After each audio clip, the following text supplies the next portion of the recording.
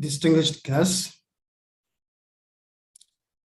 ladies and gentlemen, Sanibonani, Ndimadekwana, I greet you all.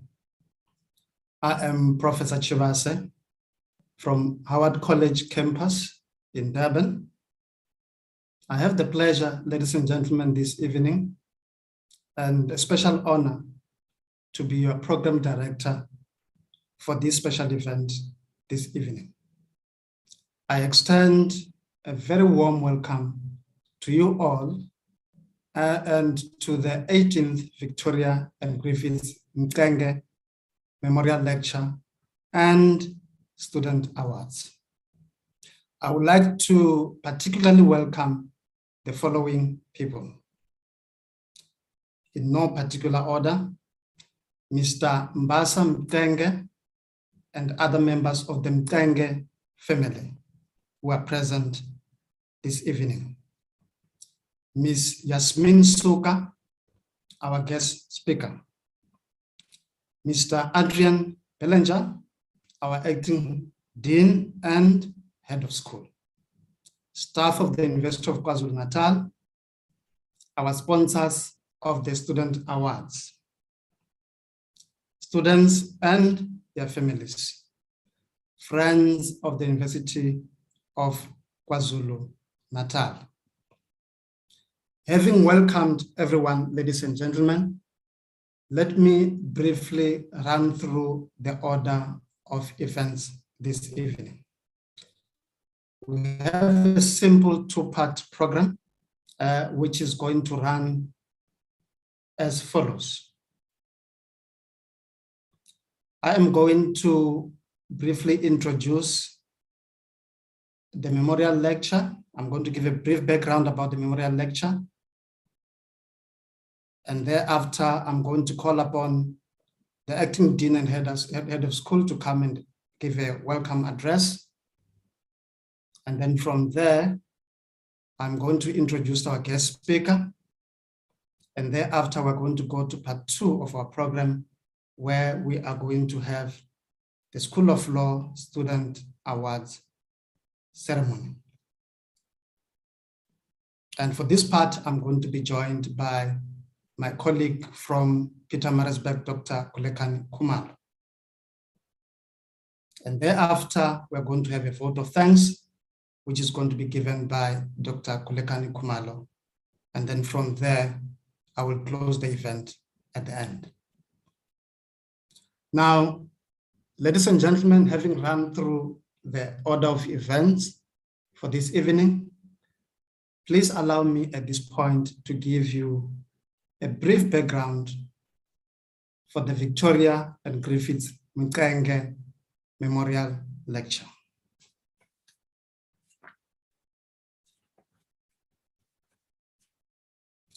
The Victoria and Griffiths Mxenge Memorial Lecture is hosted annually by the University of KwaZulu-Natal's School of Law to honor the memory of Victoria and Griffiths Mxenge and the important role they played in the struggle to liberate South Africans from the shackles of apartheid. The first of these lectures was delivered by the late Nobel laureate and the former president, Nelson Mandela, at the former University of Natal in 1992. Griffiths Mxenge was a graduate of the School of Law. He and his wife, Victoria Mxenge, were brutally murdered by the apartheid security police in 1981 and 1985, respectively. Griffiths Mxenge was born in 1935 in King Williamstown. He was a member of the African National Congress from the mid-1950s when he was a BA student at the University of Fort Hare. His LLB studies at the former University of Natal were interrupted when he was convicted of being a member of the African National Congress, the ANC, after it was banned in 1960, and sentenced to 2 years imprisonment on Robben Island. He returned to complete his degree and went to become a well-known civil rights lawyer who fearlessly defended the victims of apartheid regime. Despite being harassed, detained, and banned on frequent occasions, he was brutally murdered by Dirk Coetzee and the security police on 19 November 1981. Victoria Mxenge was born in 1942 in King Williamstown. She trained as a nurse and midwife at a clinic in Umlazi before changing to law. She served articles at Griffiths law firm, and after she was admitted as an attorney, was also engaged in civil rights work. Despite her husband's bannings, detentions, and subsequent assassination, she courageously continued the work for the law firm in the community and in high-profile political trials, including the United Democratic Front, the UDF, and the Natal Indian Congress treason trials in Pietermaritzburg. In 1985, she too was brutally killed by the security police. By 1992, indications were that South Africa was changing and that the ideals for which these two martyrs died were likely to materialize. Accordingly, it seemed appropriate for the School of Law to commemorate the significant and selfless role that its graduates, Griffiths and Victoria Mxenge, had played in the struggle to liberate the country from the shackles of apartheid. In brief, ladies and gentlemen, that is the background for the Victoria and Griffiths Mxenge Memorial Lecture at the UKZN School of Law. Ladies and gentlemen, having given you the background to this special lecture, it is now my great pleasure to introduce to you our acting dean and head of school. And this is none other than our very own, the energetic and thoughtful Mr. Adrian Bellinger, to appear and give you a welcome address on behalf of the School of Law. Over to you, Mr. Adrian Bellinger. Thank you, ladies and gentlemen. Thanks, Prop. Thanks for that introduction. I'm not sure about the energetic, but I'll take it. Ladies and gentlemen, everybody, a very special welcome to you all. Iafeli has mentioned some of you specifically, but I just want to reiterate, Mr. Mbasa Mxenge and Dr. Viwe Mxenge and other members of the family, it's so good to have you here this evening. And also to our guest speaker, Ms. Yazum Suka.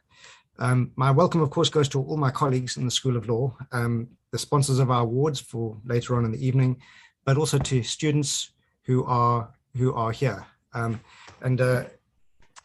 friends, of course, of the University of KwaZulu-Natal. It gives me great pleasure to welcome you to the lecture, and if you don't mind, I'd like to indulge you in a short little story. I'll just run through it very quickly. It shouldn't take too much of your time.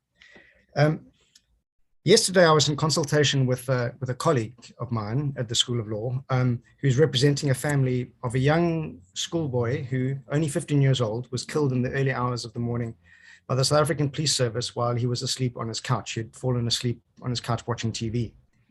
The police didn't take responsibility. They planted a firearm on the couch. The docket was, quote unquote, lost. The killer was whisked away from the scene summarily, as were the parents, so they couldn't see what was going on, while the immediate forensic investigation was not done.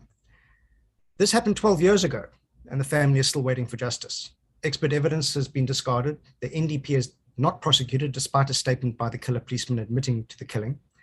Family has been told to finance an inquest. The issues have been deliberately obfuscated, and the killer's claim that he was acting in self-defense has never been interrogated.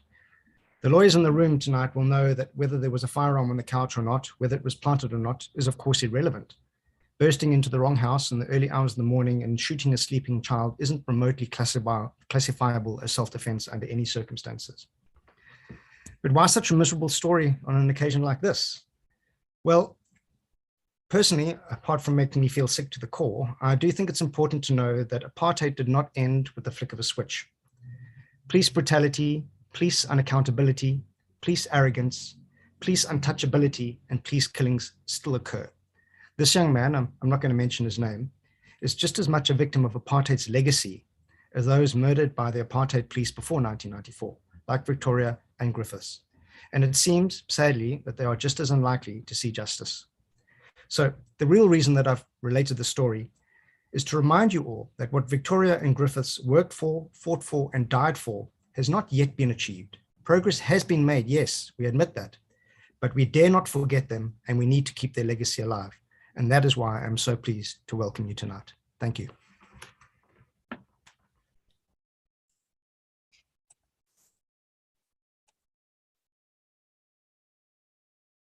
Thank you. Thank you so much, Mr. Bellinger, for giving us a welcome address on behalf of all of us. I must say this, and I'm sure I'm speaking on behalf of everyone, that we appreciate your leadership and thoughtfulness and energy in steering the School of Law during a period of transition. And I would also like to thank you for reminding us about the importance of having an event such as this one, focusing on this particular topic, that there is still some work to be done. So thank you so much, Mr. Bellinger, for that welcome address. So ladies and gentlemen, we now move on.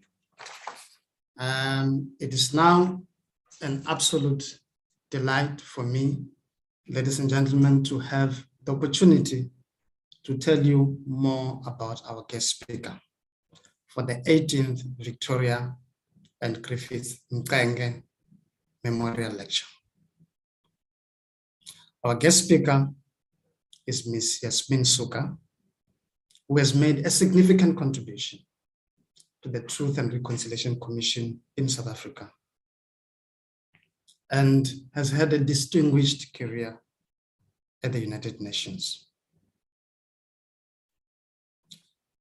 I'm going to, ladies and gentlemen, before referring to the topic that she's going to speak on, I'm going to read from her short bio here so that you can get to know a little bit more about her.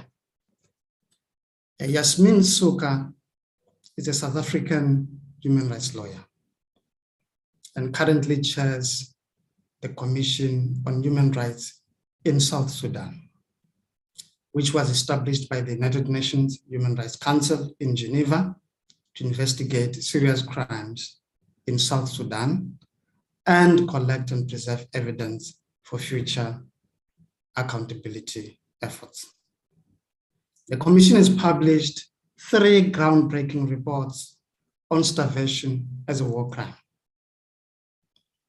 economic crimes, and more recently, a report on conflict-related sexual violence in South Sudan, which some of you may be aware of.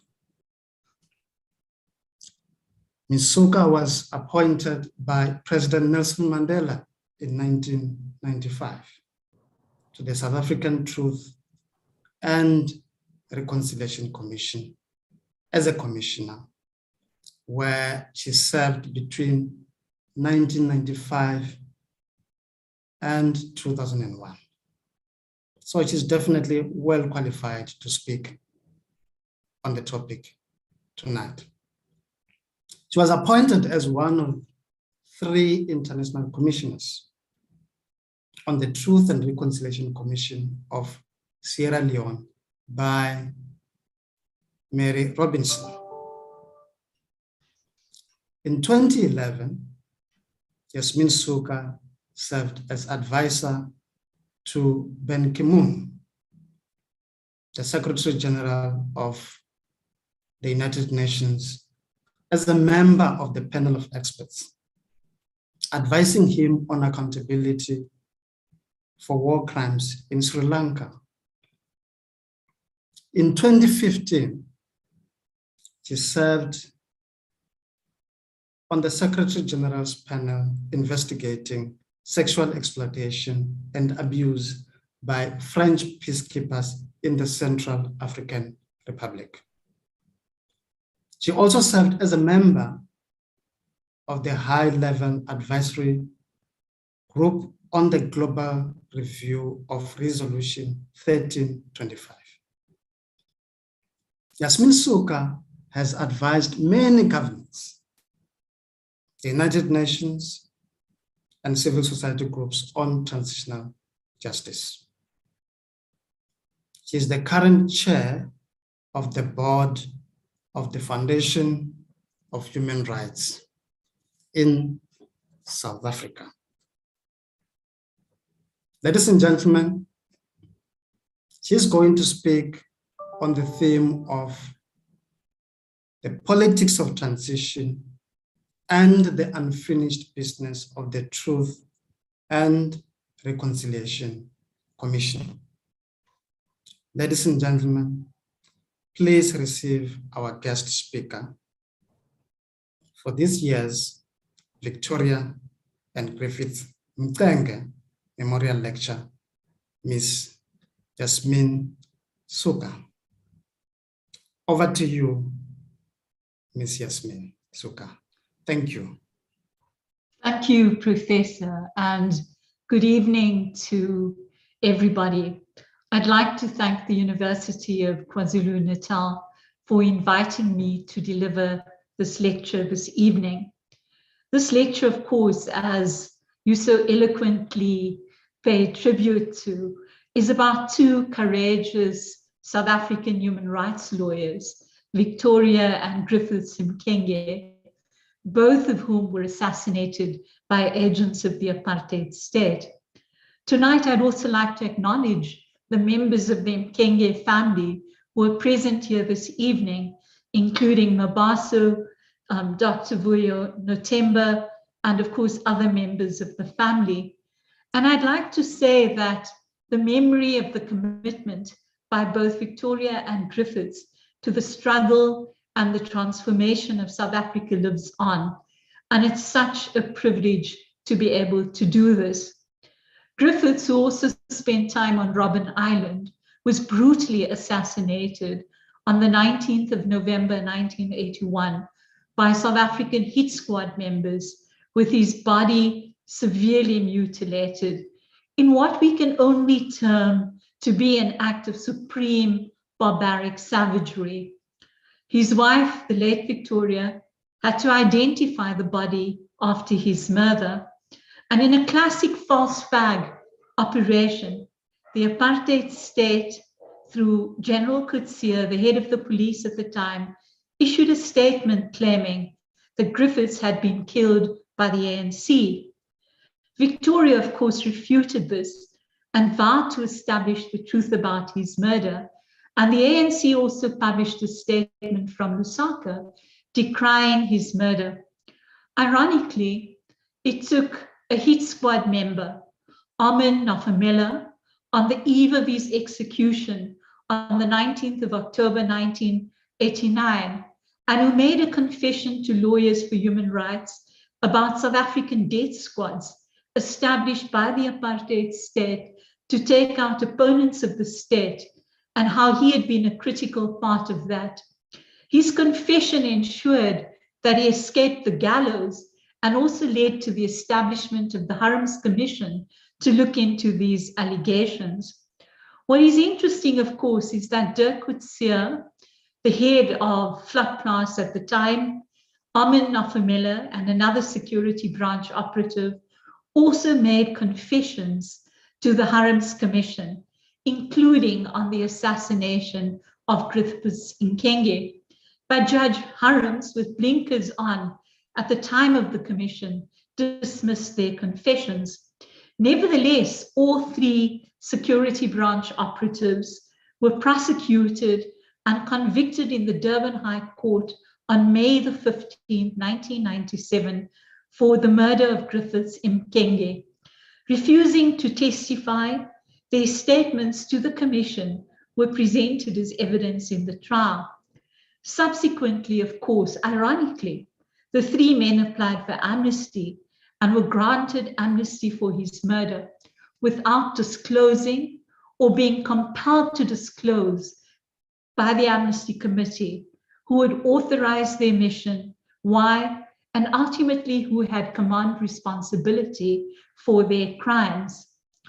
Victoria, of course, was relentless in her struggle to uncover the truth about her husband's assassination. And as an activist and struggle lawyer, she represented countless activists, including youth and students detained by the security police and who had been badly tortured in detention. Her brutal killing by 4 members of his squads in South Africa in 1985 in her driveway, in the presence of her young children, before the start of the UDF trial, sent shockwaves in South Africa and the international community, leading to criticism of the apartheid system. Victoria's funeral was attended by more than 10,000 people. Sadly, in 1987, a Durban magistrate refused to open up a formal inquest into her death, claiming that she had died from head injuries and had been murdered by persons unknown.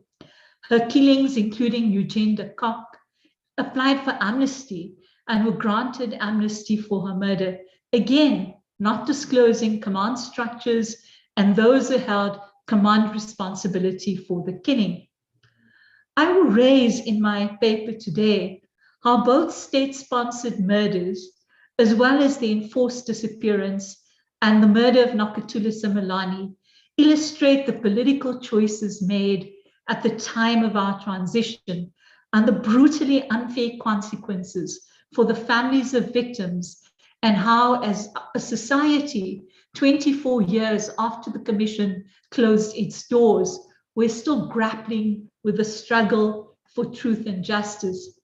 As a young human rights lawyer, I worked with the interfaith movement in South Africa in the struggle against apartheid, and this included, of course, the World Conference on Religion and Peace, the South African Council of Churches, and the Catholic Bishops' Conference.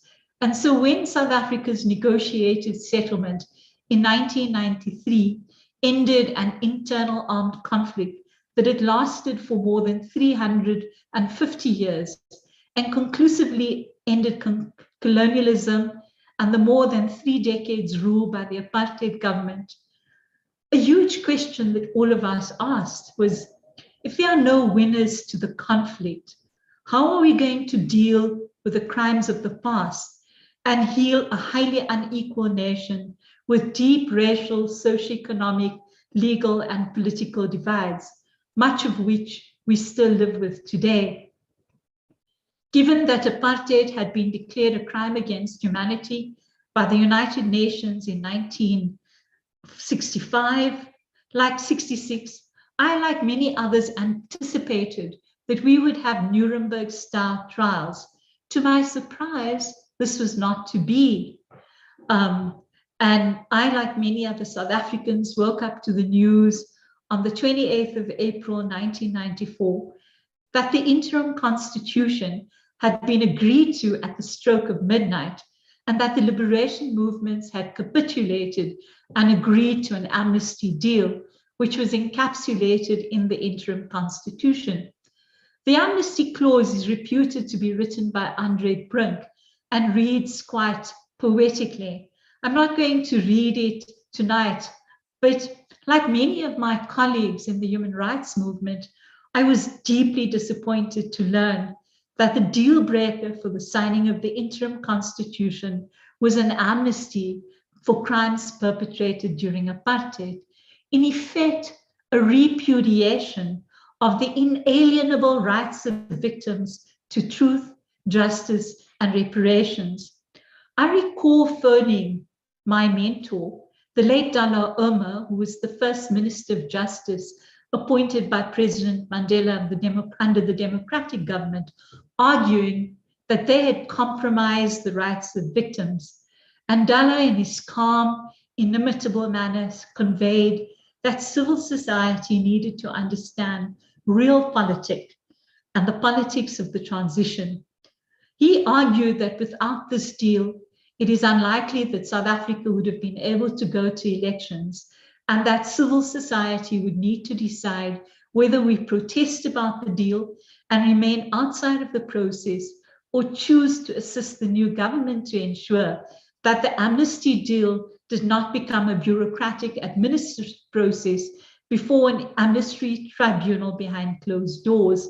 Dala argued that if we participated, we would be able to secure the truthful victims and some form of accountability. And in this way, the new government would be able to secure the rights of victims. He explained that the apartheid generals had placed pressure on the late President F.W. de Klerk to negotiate a blanket amnesty for them, and that this was being resisted.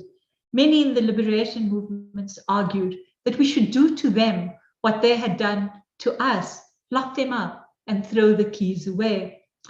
In hindsight, looking back, however, over the last 24 years since the Truth Commission closed its doors and handed its list of more than 300 cases to the NPA to prosecute, it has become quite clear that on both sides, the former state and the liberation movements, there were those who did not believe in accountability and who argued that as combatants, they had fought a war and in which there is collateral damage in the form of civilians.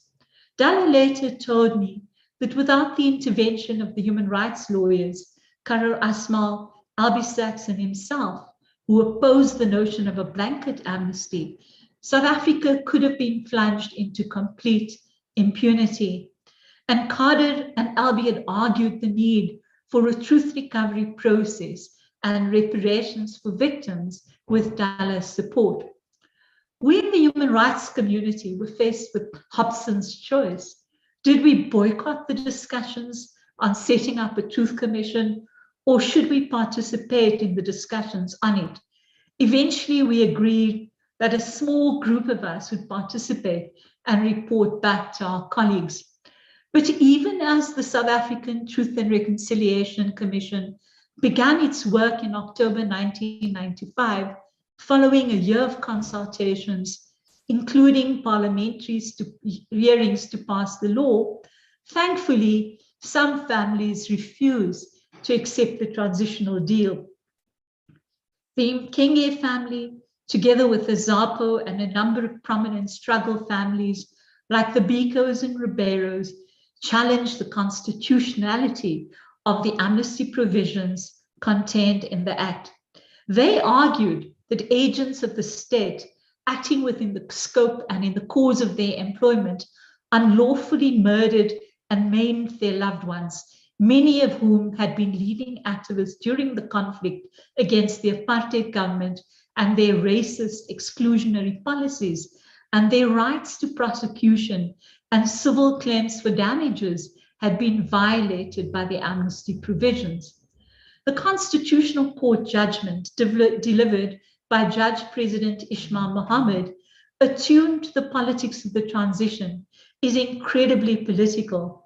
And when you begin to read the judgment, it starts off well, with Judge President Ismail Mohammed articulating that every decent human being must feel grave discomfort in living with the consequence which might allow the perpetrators of evil acts to walk the streets of this land with impunity, protected in their freedom by an amnesty immune from constitutional attack.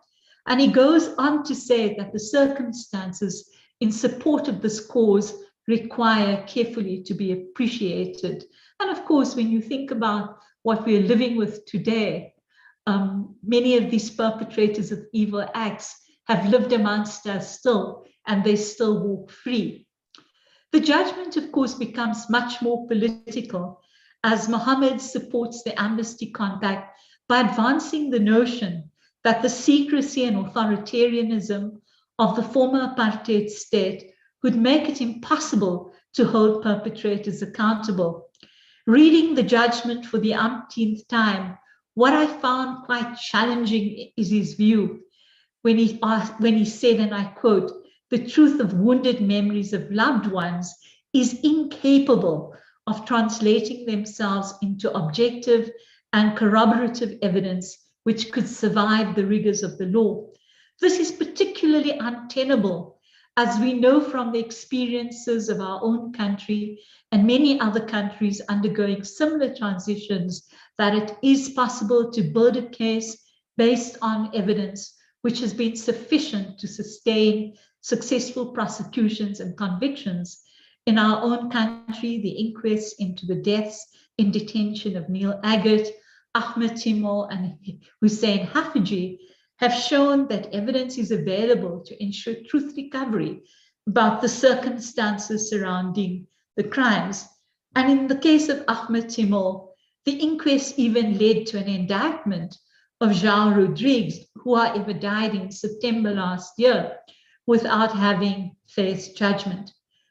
Judge Mohammed, of course, does not end there, and he suggests that the alternative to the grant of immunity from criminal prosecution of offenders is to keep intact the abstract right to such a prosecution for particular persons without the evidence to sustain that successfully, and to continue to keep the dependents of such victims, in many cases, substantially ignorant about what precisely happened to their loved ones, to leave their yearning for the truth effectively unassuaged.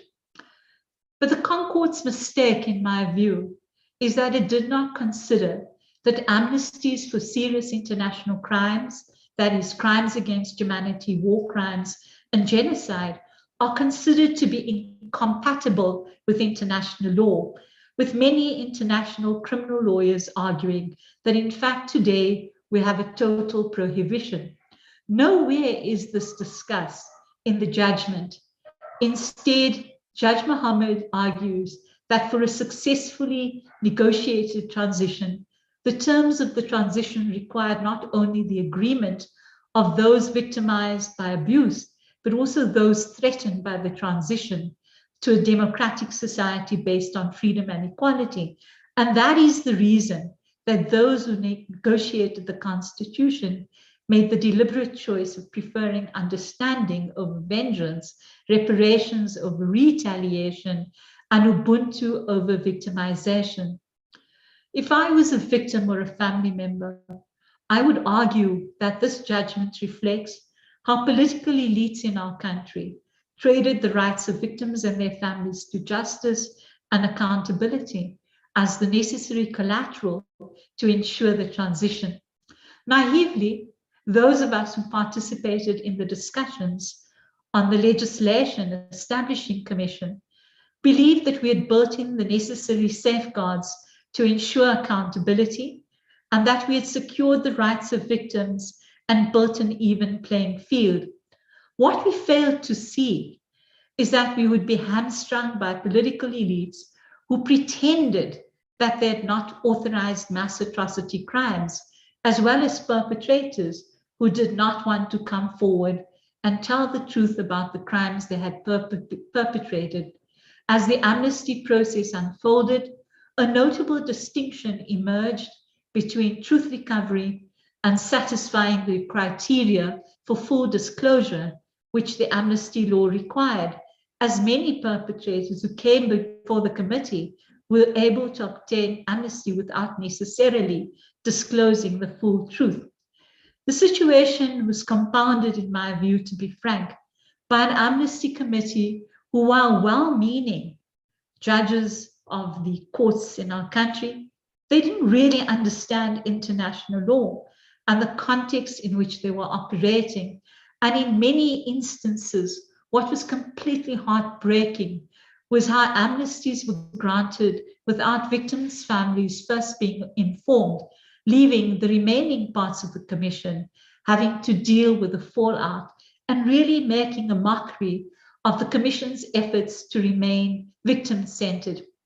It is why the unfinished business of the TRC represents a 24-year struggle for truth recovery, justice, accountability, and reparation, waged by survivors and families of victims of apartheid-era crimes since the Commission handed over a list of 300 cases to the National Prosecutorial Authority in October 1998, followed by its final report to the government in March 2003.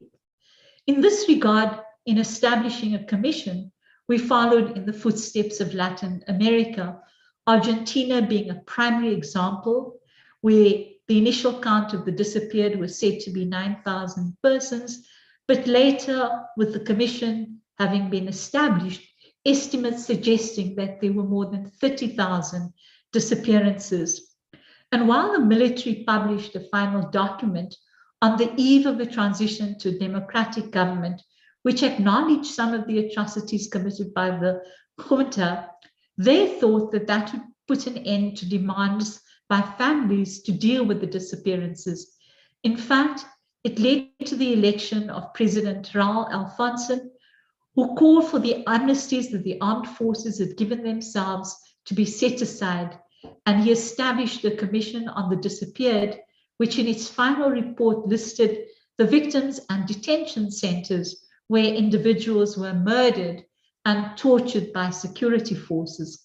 The findings of the commission led to the trial of the military stock commanders, including two men who served as the presidents of Argentina, Roberto Viola and Jorge Videla. The Argentinian struggle for justice, of course, was greatly influenced by the demands of the mothers of the Plaza de Mayo, grandmothers now, who in fact rejected the explanations of the armed forces that the loved ones had left the country and had gone into hiding with left-wing guerrilla groups. And so every Thursday, they would gather in the town square and they would hold up placards of their missing children and protest in front of the presidential palace in Buenos Aires, demanding the truth. But President Alfonso's focus on criminal accountability did not go so well. And under pressure from the military, he had to call a halt to the justice process and pass two laws which mandated the end of investigations and prosecutions of people during the dictatorship and up to the restoration of democratic rule. His successor went further and pardoned those military men who had been convicted, and it would take Argentina more than 15 years after the restoration of democratic rule to finally set aside the amnesty provisions and prosecute the military in a groundbreaking trial titled the ESMA Mega Trial, which has huge lessons for us here in South Africa. So the Constitutional Court's ruling in the Azapo case confirmed the commonly held belief that without the transitional deal of amnesty, it is unlikely that we would have achieved the peaceful transition from apartheid. However, the current reality that we live with is how these transitional compromises, based on the notion that they were necessary for a peaceful transition, have come back to haunt us. Most striking is the compromise on nationalizing or not nationalizing land. The second is, of course, leaving the beneficiaries of apartheid with their wealth intact. And the third, of course, and the one which particularly haunts many of us who work on these issues, is the amnesty deal for those responsible for the crime of apartheid. I have always wondered about the silence on apartheid as a crime against humanity in both the interim and final constitution, including the legislation establishing the South African Truth and Reconciliation Commission. While the Commission dealt with apartheid as a crime against humanity extensively in its thematic legal hearing and in its finding, It was confined in terms of its legal framework to using the common law terminology of murders, killings, abductions, extrajudicial killings, which obscured the fact that the crimes we are talking about are state-sponsored system crimes or political crimes against its own citizens, for which the apartheid leadership and the foot soldiers should have been held criminally accountable. Shockingly, and to the surprise of many of my colleagues, the amnesty law did not require an apology or even an expression of regret to secure an amnesty. It only required a full disclosure and proof that the applicants had acted in pursuit of the objectives of the state or the liberation movements. And once granted amnesty, individual perpetrators escaped prosecution and any claim for damages. And if they had been convicted and imprisoned, they were immediately released, and eventually their conviction and sentences expunged. The saving grace, of course, in the act setting up the Truth Commission provided that if you did not apply for amnesty, or if you were refused it for not making a full disclosure, then the law should follow its course. We had argued desperately for this clause to be inserted, as we believe that it would prevent impunity, it would restore the rule of law, and strengthen the new democratic order. What we did not anticipate was the deliberate suppression by the democratic state of investigations and prosecutions of apartheid crimes, namely crimes against humanity, followed by the NPA and the Hawks succumbing to political pressure instead of doing their jobs independently and fearlessly as the law requires. The reality of having an abstract right to prosecution, as stated by the Concord in the Azapo case, is coming true only because of these deliberate choices made by the democratic state. Those with evidence are passing on, as are the families of victims, and achieving justice without achieving justice and living in a totally dystopian reality. While the Truth Commission presented riveting images of former torturers and murderers testifying in explicit detail about their crimes, sometimes even demonstrating their torture techniques, often with the families of victims looking on. Many amnesty applicants, however, failed to provide full disclosure, with others sitting tight hoping that they would escape scrutiny. It is why the Commission, when it handed over its first set of reports to the government of President Mandela, recommended that the state adopt a bold prosecution policy and implement the Commission's recommendations in respect of the list of 300 cases it handed over for further investigation and prosecution. It also reiterated for the government that the Act itself made provision for the law to follow its course in cases where amnesty had not been applied for or where amnesty had been refused. This week, I and my colleagues accompanied Tembi Nkadimeng and her mother to the Pretoria High Court for the trial of the 2 security branch officers responsible for her sister Nokutula Simelane, a university student kidnapped from Swaziland and who was the subject of an enforced disappearance and murder at the hands of the security branch. The trial was supposed to begin on Monday. The members of the death squad responsible for her disappearance were finally indicted on the 2nd of March 2016. And following numerous legal battles and trial postponements, the trial was initially scheduled to begin in May this year, then postponed to the 6th of June, and eventually to the 23rd of August, more than 39 years after she had been abducted and disappeared. Nokutula was the victim of an abduction and enforced disappearance. And in 2001, the Truth Commission's Amnesty Committee granted some of the perpetrators amnesty for her abduction. None had applied for amnesty for her murder. But what the Amnesty Committee failed to do was to establish the link between an abduction and the international crime of an enforced disappearance. And the alleged perpetrators were not put on terms to disclose her final whereabouts and confirm that they would be responsible for her murder, as is required under international law relating to an enforced disappearance. Furthermore, despite our consistent efforts, and thank you, Chris, for your assistance here, the NPA has consistently refused to prosecute her killers under the crime against humanity of enforced disappearance, instead indicting only the crime of murder. This decision is not only a disservice to the family, but to our society as large, as it does not acknowledge that her abduction was a political crime which remains difficult to prove from an evidentiary perspective if we only prosecute murder, given the fact that we don't have a body. The Soweto Death Squad indicted only happened after the family litigated in 2015 against the NPA and the police to compel them to finalize the investigation into Nokuthula's murder and to make a decision on whether they intended to prosecute or not.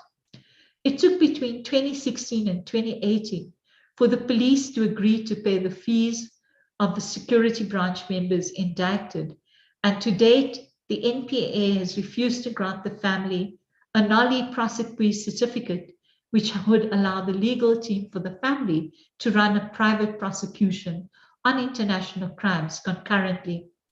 Sadly, Monday's proceedings in the Simelane matter was postponed to the 23rd of August as the defense counsel for Willem Coetzee, accused number 1, told the court that his client was unfit to stand trial as he may have dementia and is unable to understand court proceedings.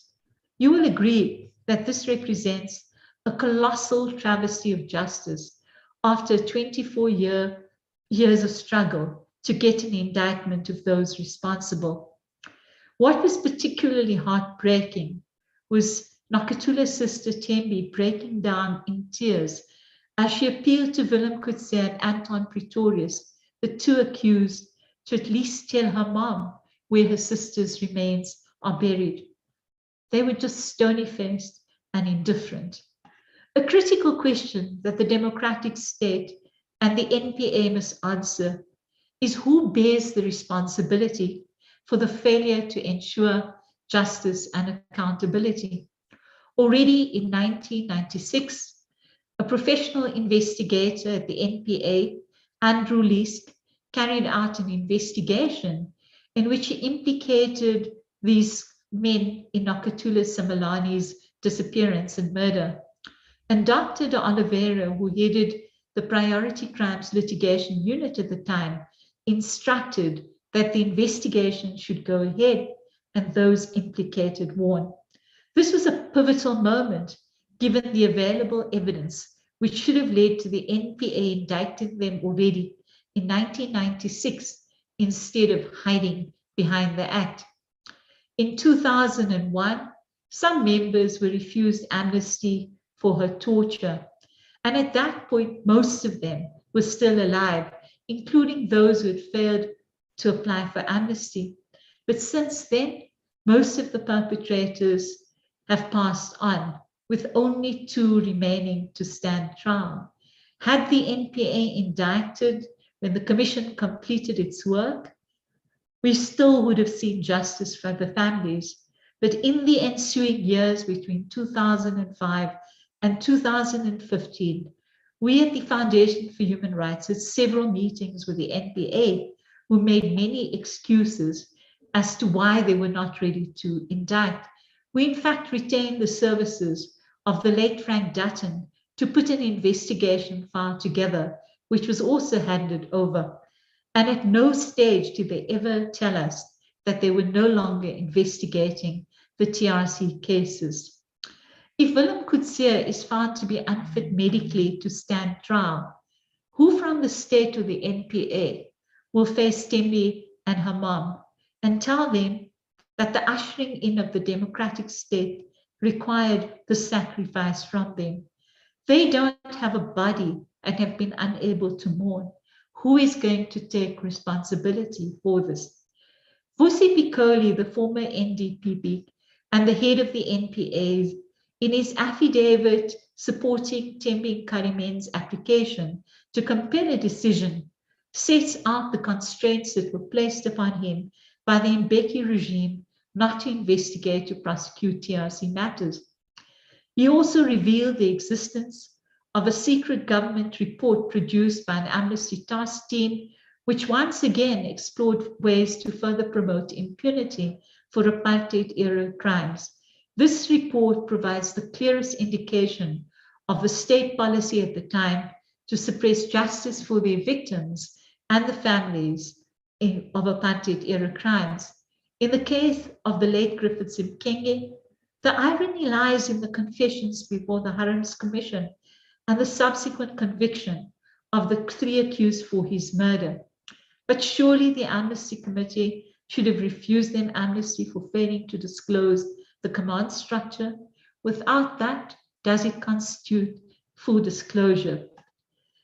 In its support to the families of victims of apartheid crimes, the Foundation for Human Rights and the legal teams have argued that if we want to deal with accountability for gross human rights violations committed during apartheid, we need a dedicated TRC unit within the NPA and the TPCI with a special director at its helm who would have sufficient power and authority to properly oversee and coordinate investigations and prosecutions into TRC cases. We need to know where the buck stops. Last week, the NPA made a presentation to the Justice Portfolio Committee on progress with respect to investigations and prosecutions. And while the report was quite detailed and well-structured and demonstrated some progress having been made, again, they failed to indicate who's in charge and who the coordinator are and who the new prosecutors appointed are to work exclusively on these cases. In the report, the NPA also announced that they were actively investigating 97 cases. They also indicated that the Minister of Justice announced his decision to formally reopen the inquest into the death in detention of Imam Haroon. While the NPA failed to mention is that all of these cases before the courts, as well as the reopening of the inquest, have advanced predominantly as a result of relentless pressure from the families of victims, and of course from the support from the Foundation for Human Rights and the work of pro bono attorneys and advocates.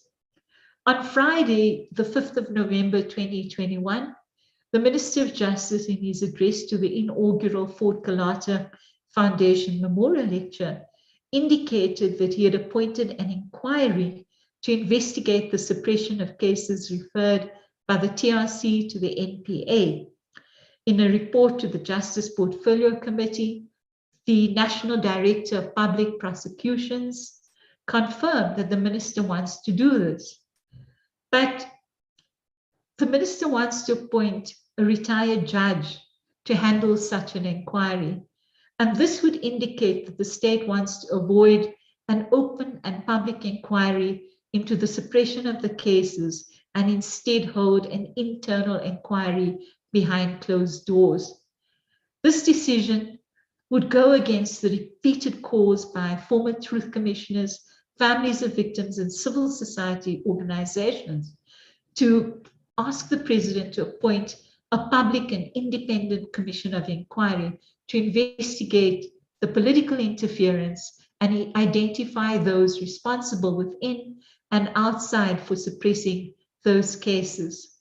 Surely those responsible and named in Vusi Pikoli's affidavit in 2015 should be compelled to tell the families and us South Africans why the democratic state did not pursue accountability and did not live up to the promises of the transition. Accountability has legal, ethical, and political dimensions, and it's imperative to recognize and tackle all three and never surrender principle.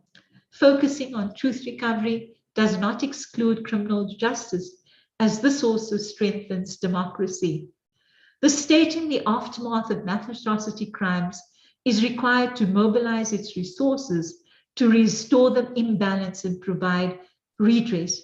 And the assessment of a true commitment to democracy is the degree to which the government is willing to organize the apparatus of the state and all the structures through which public power is exercised so that they are capable of juridically ensuring the restoration of rights to victims and their families. There's increasing recognition that making state criminals accountable says something about the democracy that we're trying to establish, and that preserving memory and settling human rights accounts is an important aspect. It is time to consider whether the families of victims, including the Mxenges, the Simelanis, the Kalatas, the Nyokas, and many others, whether they should bring a class action against the democratic state for prejudicing their rights to justice. Because after all, what are we taught in law school? That justice delayed is justice denied. And this is an anathema to the vision of the transition and the vision of a new South Africa that both the late Griffiths in Mxenge and Victoria actually believed in and fought so passionately to overcome. So thank you very much for inviting me to deliver this. And I hope that we're going to see justice and accountability in the future. Thank you. All right. Thank you, Ms. Suka. I'm still going to thank you properly. And before I do that, I just want to make just a few brief comments since we're not going to have a Q&A here. With this lecture that you've given this evening, you have reminded us that political choices made during transition in this country got us to where we are today on the topic. That's clear. And also that it is clear that the choices were hard. They were very hard choices that had to be made at the time. And some of those choices, as you pointed out, are haunting us today. Your paper really speaks to that. And you've also given an interesting critique of the judgment of the Constitutional Court on the issue of amnesty and international law, and how some of the affected families were left in the dark. That critique that you've given is quite interesting, and I must say that it's a lot of food for thought on the issue. And I really personally, I enjoyed your lecture, and I've been grappling with this issue myself with my students over the years in human rights classes. It's an issue that I've grappled with myself personally, and I was really intrigued by how you have addressed the issue sharply in your paper. And I must say that I would like to see you in my LLM class in the on the politics of law. I would definitely would like to see you there, because these issues that you've raised are definitely issues of politics of law, and issues which we don't really spend sufficient time we don't spend enough time on these issues at our law schools. So it's important that we grapple with these issues, and your paper really does speak to those issues, and I'd like to see you in that class. So on that note, let me take this opportunity to thank you, Ms. Suka, for accepting our invitation and for making the time to come and share your reflections on such an important topic. And I'm also pleased to see you that you are on the ground working on the issue.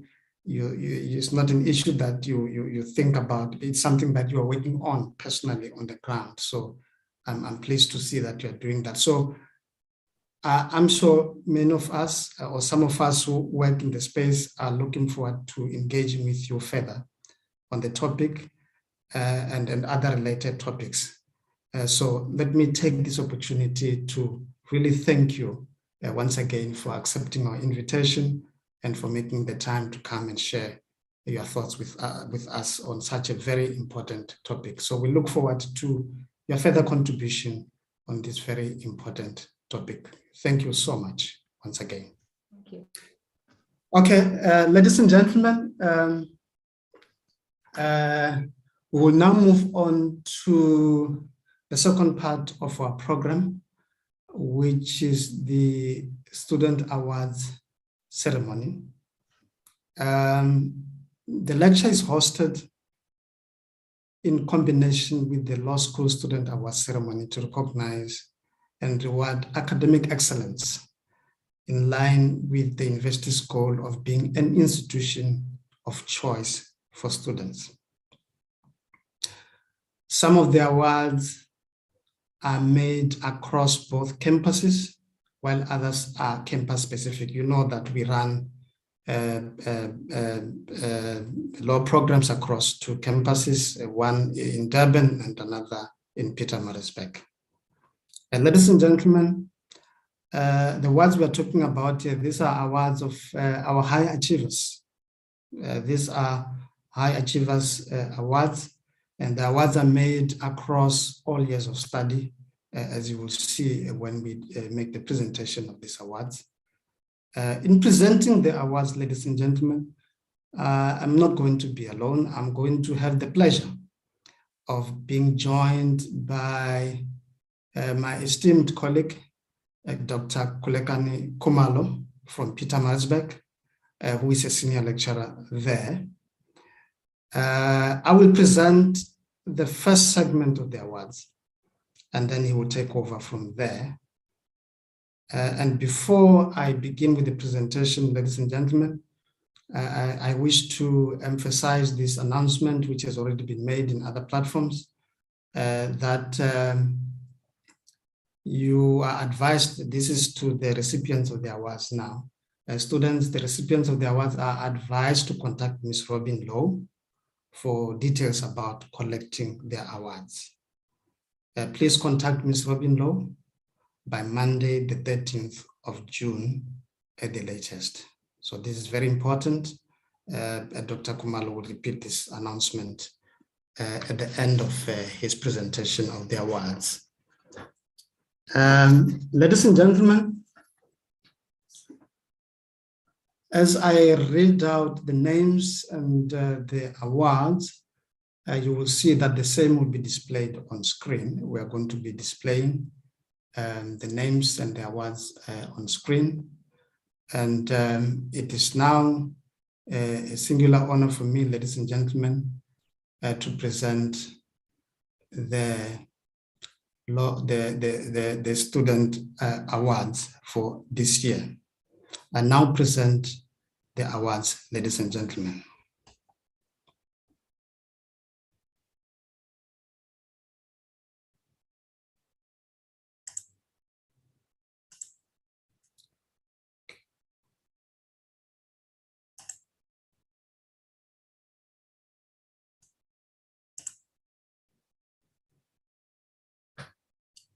All right. The first award,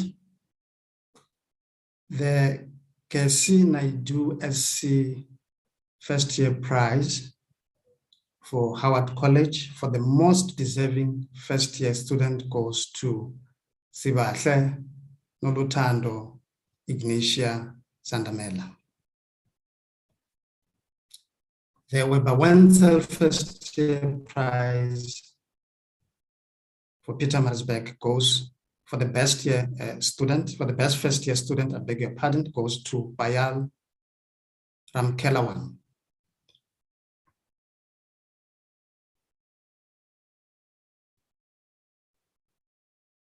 The Harry Pittman Prize for both Howard College and Pietermaritzburg for the best constitutional law students goes to Lizona Lynn Covenda from Howard College and also Verona Maharaj from Pietermaritzburg. The Anand Nipal Prize for Howard College for the best criminal law student goes to Karina Poltu.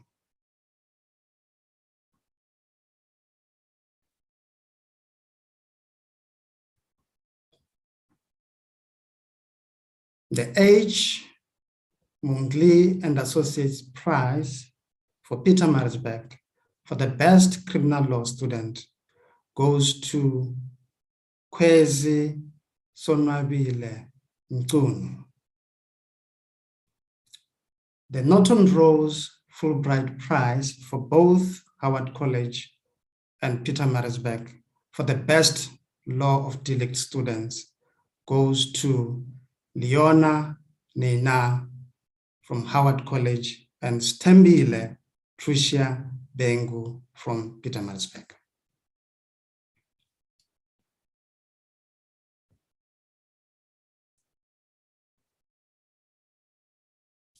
Isaac and Hansa Attorneys Prize for Howard College for the best family law student goes to Lizona Lynn Govender. The Oxford University Press Prize for Pietermaritzburg for the best family law student goes to Zwandile Madondo.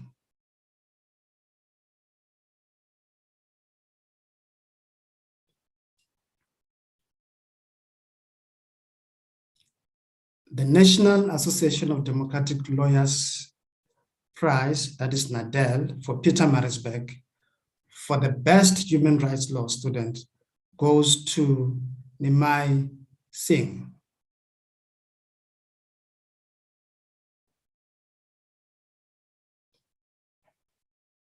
The Weber Wenzel Prize for Pietermaritzburg for the best interpretation of laws student goes to Roberto Brown.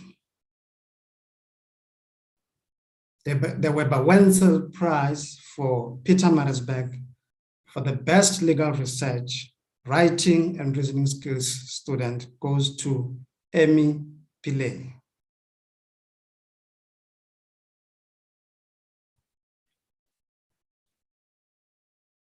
The Bauman Gilfillan Prize for both Howard College and Pietermaritzburg for the best property law students goes to Shlu Elizabeth Lead from Howard College, Tishaya Naidu from Pietermaritzburg, Malaika Ranjit from Pietermaritzburg as well.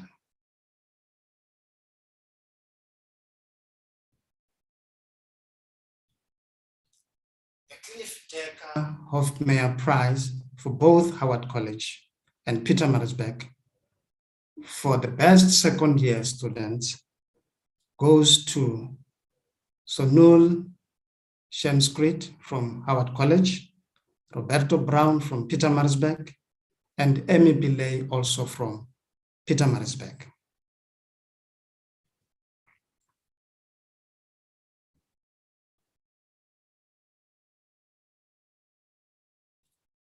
The SH Pasimji and Company Prize for Pietermaritzburg for the best accounting for legal practice students goes to Teshaya Naidu, Kiara Singh, and Aliraza Musa.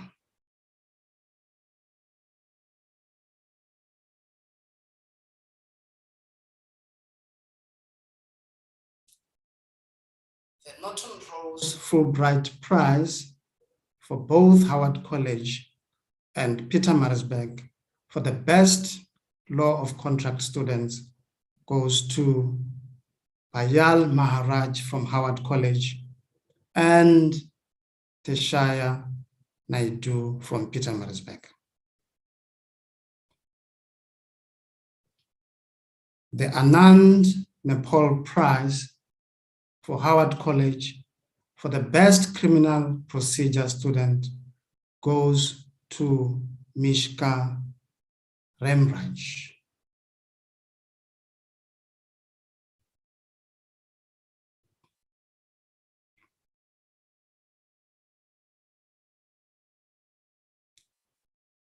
The Stowell and Company Attorneys Prize for Peter Marisbeck for the best law of evidence student goes to Majahonke Jethro Simelane.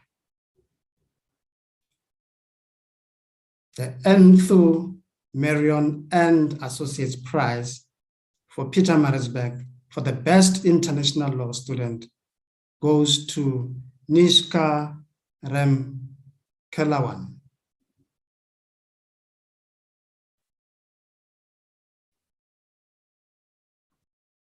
The Baron van Niekerk Prize for Howard College for the best jurisprudence student goes to Fatima Zara Patel. The Weber Wenzel Prize for Peter Marisbeck for the best jurisprudence student goes to Nosipo Nontokozo Ndlovu.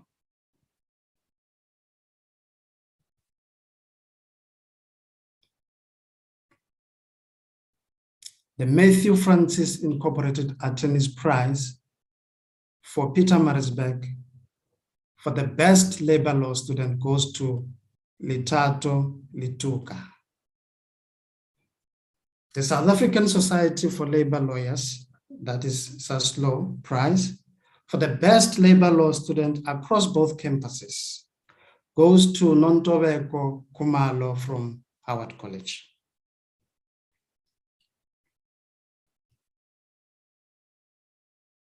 The J. Leslie Smith and Company Prize for Peter Marisbeck for the best law of succession student goes to Rabia Hussein. The Juta Prize for both Howard College and Peter Marisbeck for the best third-year students goes to Fatima Zara Patel from Howard College and Tishaya Naidu from Peter Marisbeck.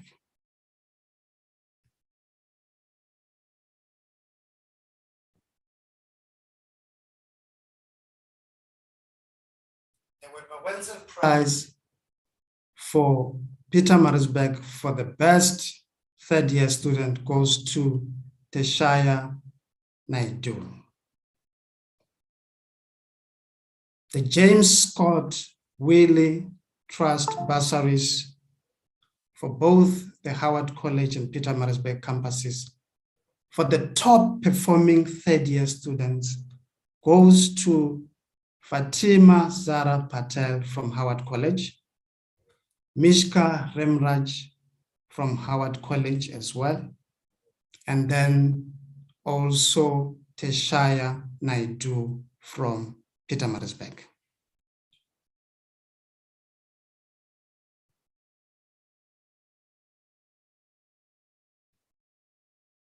The Vance Attorneys Prize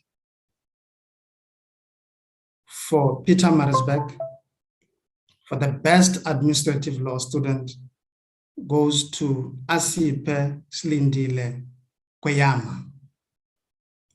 The Anand Nepal Prize for Howard College for the best civil procedure student goes to Keyura Singh.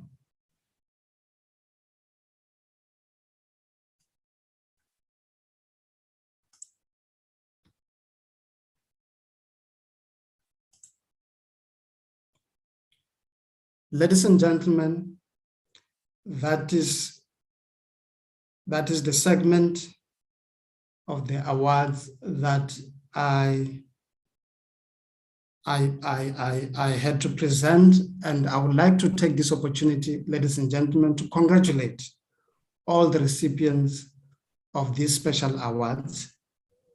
And I would like us to give them a round of applause from wherever we may be. Congratulations to all the recipients of these special awards. Ladies and gentlemen, at this point, I would like to hand over to my colleague, Dr. Kulekano Kumalo, to present the rest of the awards. and also give a vote of thanks, after which I am going to close the ceremony. Thank you. Over to you, Dr. Khumalo. Thank you very much, Professor Chivase. Greetings to everybody in attendance. I will proceed from where Prof left off in terms of the presentation of the special awards. The Matthew Francis Incorporated Prize for the Best Civil Procedure Student in Pietermaritzburg is awarded to Nishka Ramkelawan. The Professional Provident Society Prize for Best Clinical Law Student, also in Pietermaritzburg, Tasuraya Raja.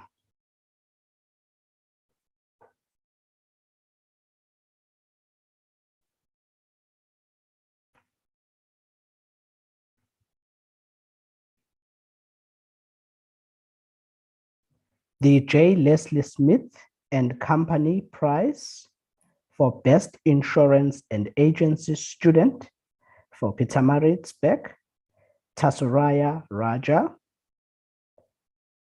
The Francis Tobias Prize for Best Negotiable Instruments Student at Howard College Campus, Shelley McDonald.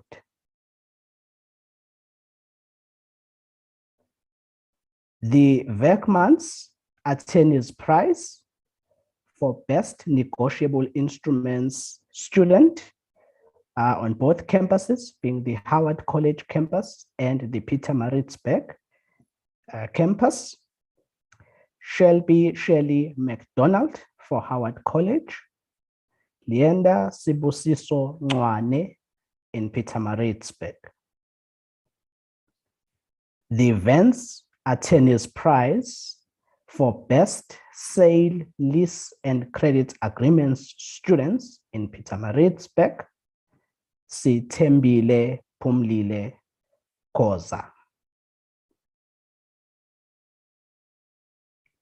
The Penny Andrews Prize for Best Gender and the Law and Human Rights Law Student on the Howard College campus. It goes to Annalise Tula Pesad.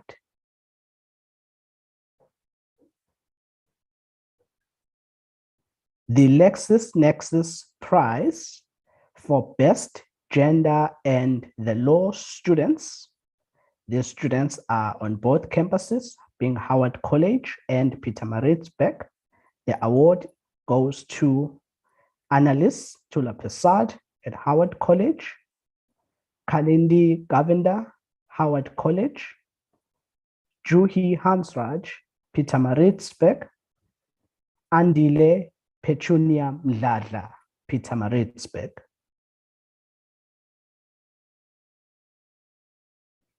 The LexisNexis Prize for Best Maritime Law Students across the Pietermaritzburg campus and Howard College campus.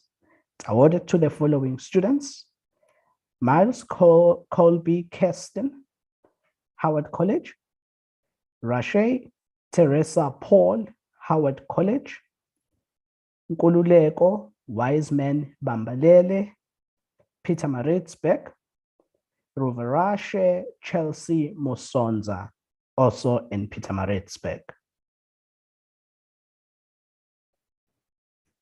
The Shepston and Wiley Award for the Best Maritime Law Student, Howard College campus. It's awarded to two students, Miles Colby Kirsten and Rashay Teresa Paul. The FB Virtual Memorial Prize for the Best Motists in Pietermaritzburg. It's awarded to Mongezi Senzo Madlala, Juhi Hansraj, Sifiso Thabo Perfect Makubane, Nokukhanya Mashia Nkosi.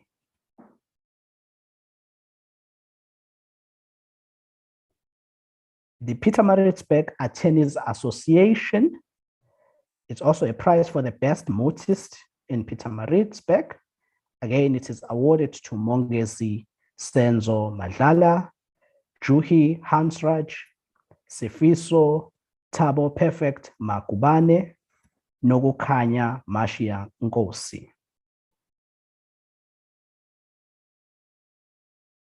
The Shunmugam N. Chetty Memorial Prize, it is for the final year student with best aggregates in human rights, constitutional law, criminal procedure, and administrative law. It's the award for the student on the Howard College campus, being Annalise Tula Pesard. The Abel Toff Prize for the best overall LLB student at Howard College, it goes to Leila Shah.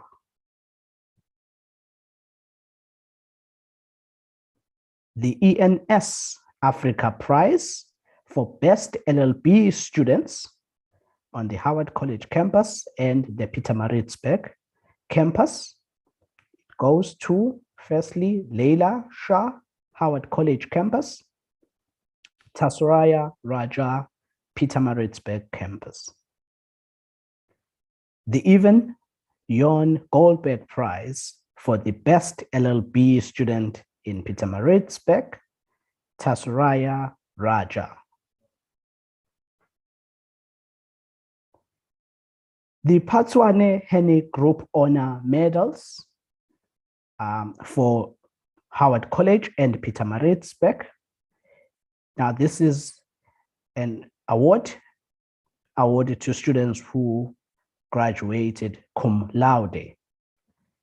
Akira Rajnarayan, Howard College campus. Tariq Kaji, Howard College campus.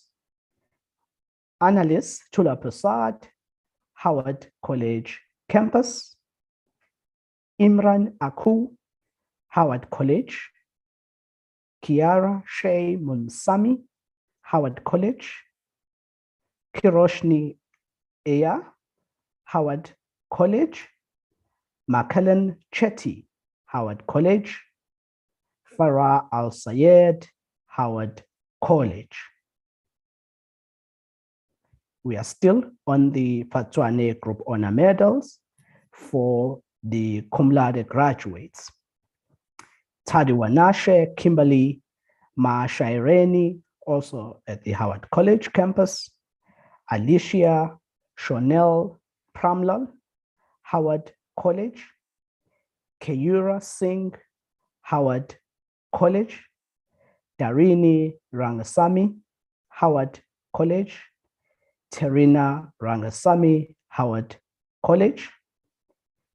Tasuraya Raja, Pietermaritzburg.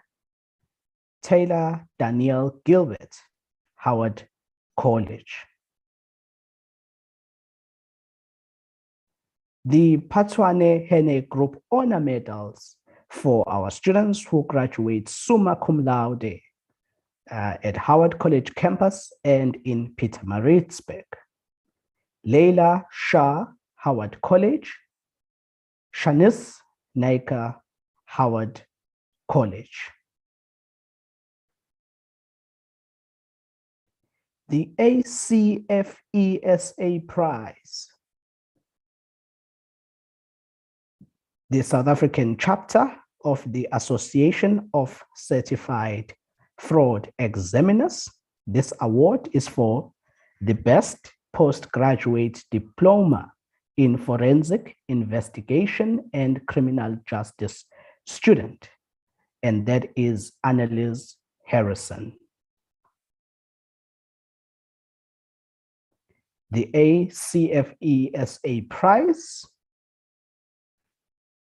still the South African chapter of the Association of Certified Fraud Examiners.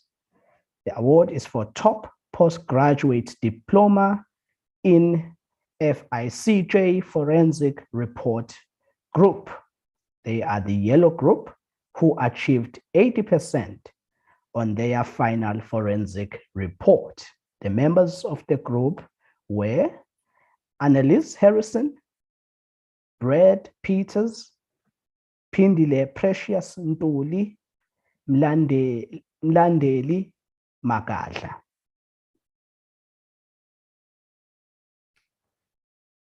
That concludes the prizes that we are awarding this evening. Very, very well done to the recipients. With that said, ladies and gentlemen, that brings us to the end of the 18th Mxenge Memorial Lecture and Law Student Awards ceremony. What remains is for me to convey a word of thanks to, first and foremost, the Mxenge family, particularly those who are represented here, as well as those who are not. Miss Yasmin Suka, who is the guest speaker, our sponsors of the various prizes that we have just read out. I'm going to just read out the names of our sponsors. The ACFESA, South African chapter of the Association of Certified Fraud Examiners. Advocate Kesi Naidu SC, Anand Nipal Attorneys, Antu Marian and Associates, Bowman Gilfillan Attorneys, Cliff Decker of Mayor, ENS Africa, Isaac and Hansa Attorneys, H. Mangley and Associates, J. Leslie Smith and Co., James Scott Wiley Trust, Juta, LexisNexis, Matthew Francis Incorporated, Nadell, Oxford University Press, Patwane Henne Group, Peter Maritzburg Attorneys Association, Professional Provident Society, Professor Penny Andrews, S.H. Kasimji and Co., Ceslo, Shepston and Wiley Attorneys, Stowell and Co., the Modley Family, Shunmugam N. Chetty Memorial, Vance Attorneys, Weber, Wenzel Attorneys, Verkmans Attorneys. We also wish to convey a word of thanks to Mr. Adrian Bellinger, who is the acting dean and head of School of Law, Professor Ifeli Chivase for coordinating the program this evening, the ICS team at UKZN, Mr. Musantuli in particular, the organizing committee of this wonderful ceremony, Ms. Hazel Langa, Razia Ahmad, Mr. Christopher Gievers, Mr. Matthew Kimball, Ms. Robin Lowe, and last but not least, Mr. Pradeep Ramsewak. And of course, to all those in attendance, we really, really appreciate you taking the time this evening and gracing us with your presence. In the days gone by, now would have been most opportune to invite everybody to snacks and drinks and all the lovely chats, but unfortunately we are not there yet. But there is light at the end of the very long tunnel. Our hope is that the days of normalcy are slowly returning. Thank you so much, ladies and gentlemen. And may I emphasize once again before I close that the recipients of these wonderful and prestigious awards are to contact Ms. Robin Lowe by email, and everything will be arranged from there. Thank you, ladies and gentlemen. Over to you, Professor Chivase. Okay, thank you. Thank you, Dr. Khumalo. Finally, on that note, ladies and gentlemen, I would like to take this last opportunity to thank you, Dr. Khumalo, for joining me in making the presentations for the student awards and also for giving the vote of thanks. Thank you so much for that. We really appreciate that. And on that note, ladies and gentlemen, that has brought us to the end of our two-part ceremony. And I take this opportunity to declare this event officially closed. Thank you so much, ladies and gentlemen, for your attendance.